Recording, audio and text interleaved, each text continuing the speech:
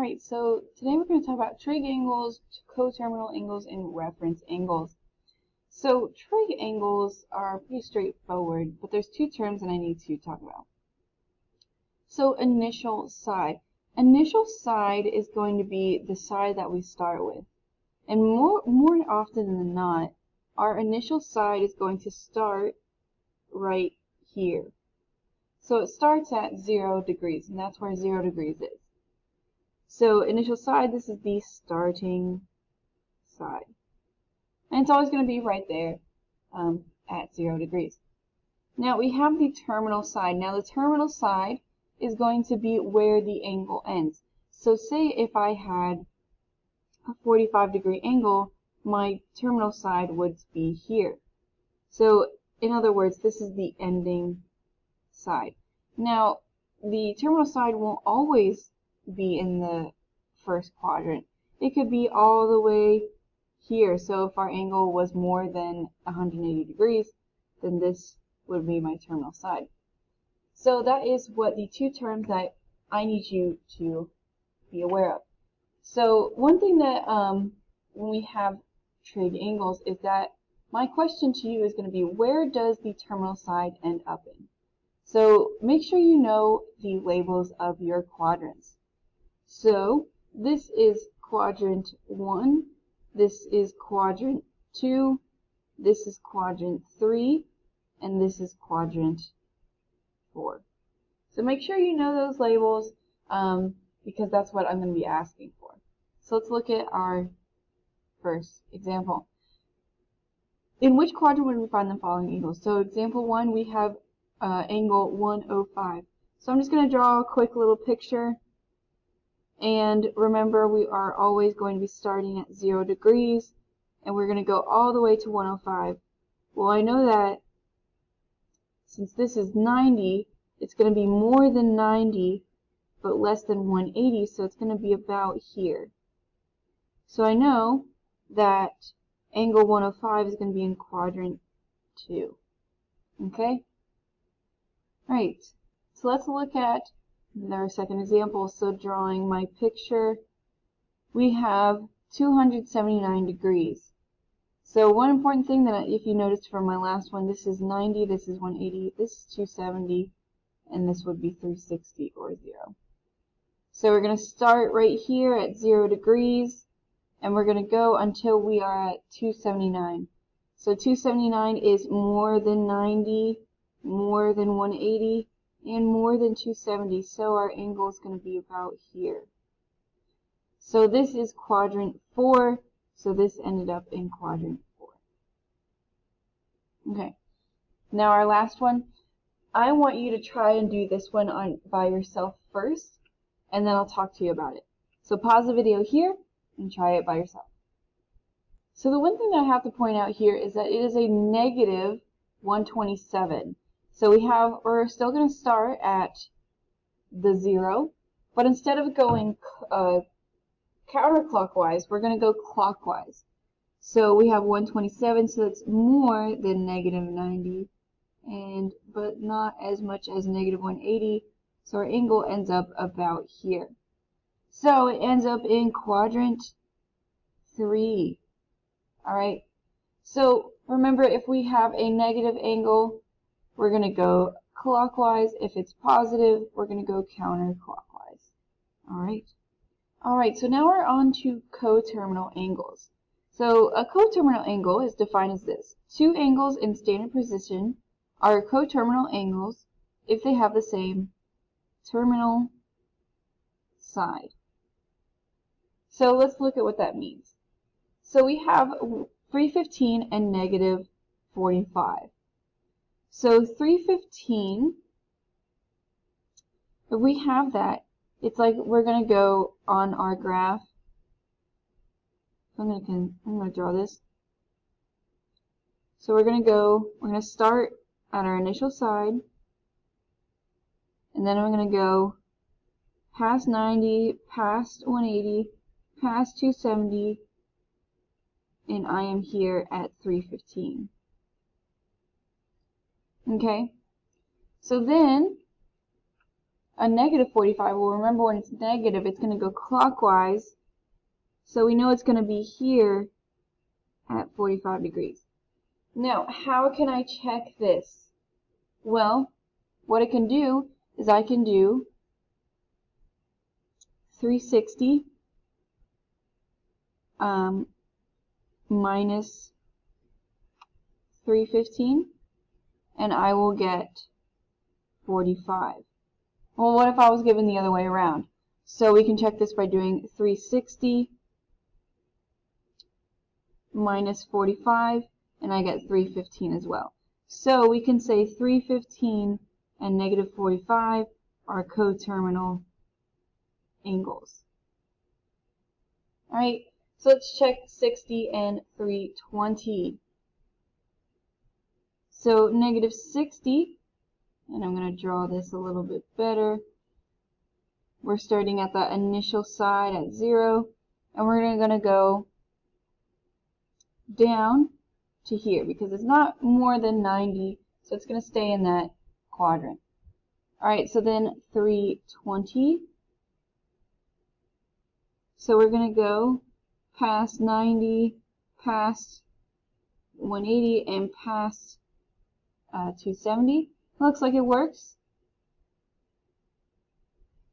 Alright, so let's check our work. So let's do 360 minus 320. And then for that, we get 40. Well, let's double check 60 just in case. So now we have 360 minus 60, and we get 300.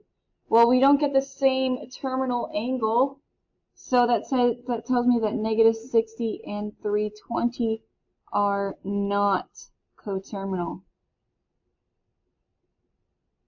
Okay? So here we have these two statements, and I didn't exactly do it this way, but it'll give you the same product.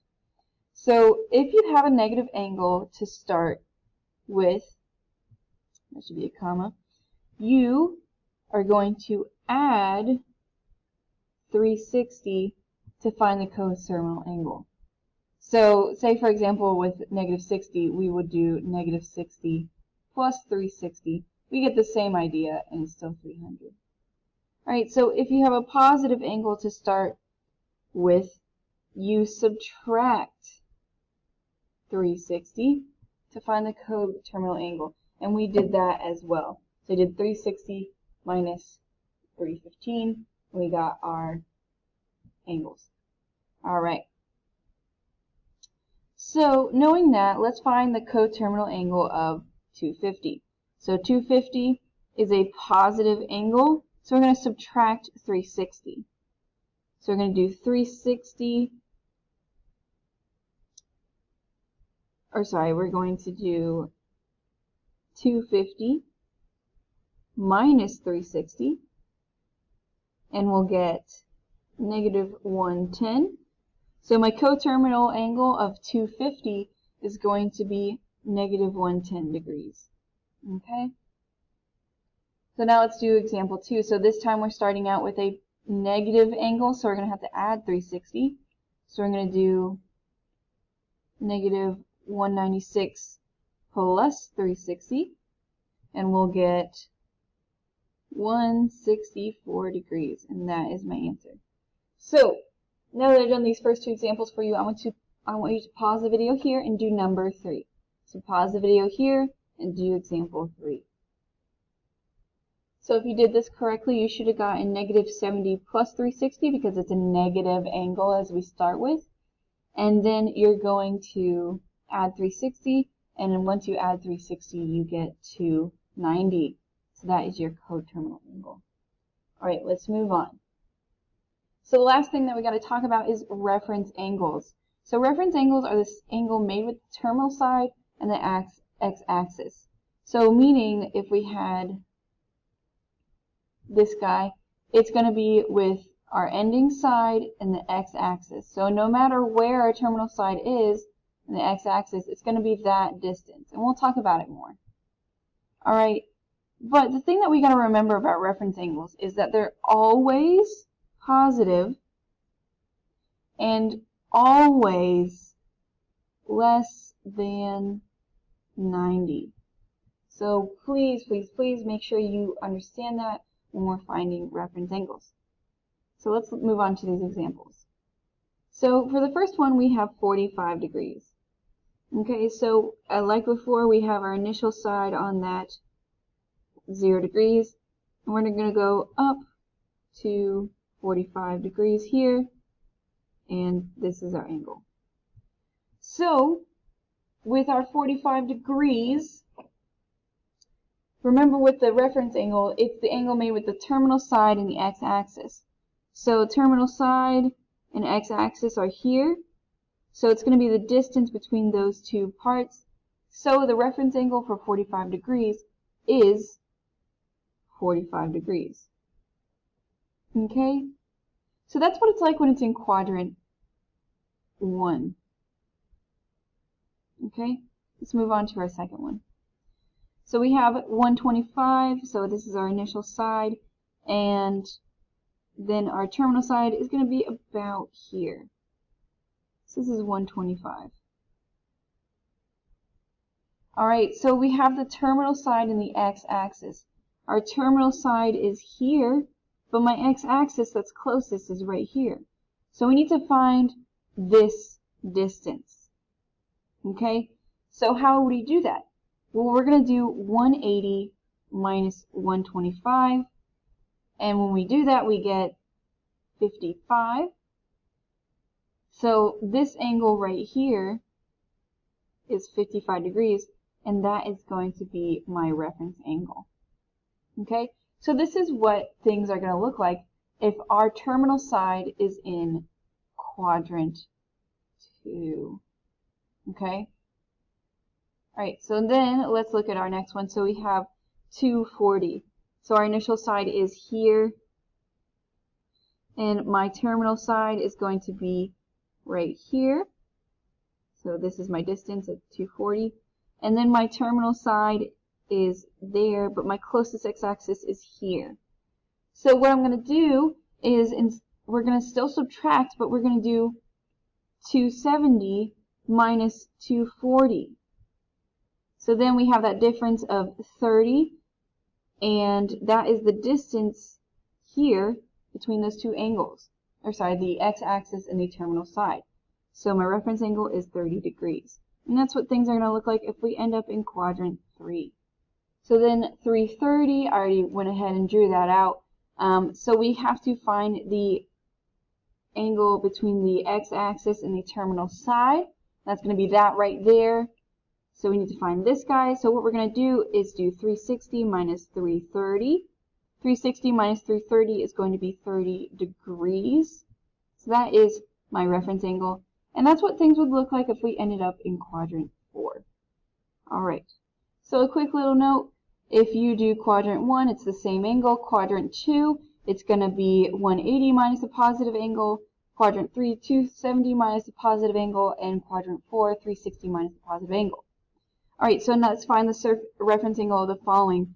So 68 degrees. Well, 68 degrees, if we drew that out, is going to end up in my first quadrant. So it's just 68 degrees. Okay? Alright, so then we have 365. So if you notice, this one kind of ends up a little different. So if you notice, 365 is going to go all the way around plus some. So it's like we're going to have to subtract 360 first. So we're going to do 360, or 365 minus 360, and we'll get 5. And then this distance right here will be 5 degrees. So my reference angle is going to be 5 degrees. Alright, so for example 3, I want you to try this one out first, and then I'll come back and talk to you about it. So pause the video here and try it out. So if you remember from earlier, negative angles are going to go clockwise. So we're going to go down to the third quadrant, and what we're going to do is things get a little bit flipped when we have negative angles. So what we have to do is add 180 to negative 95. When we do that, we get 85 degrees, and that will be our reference angle for negative 95. All right. Have an awesome day and stay safe.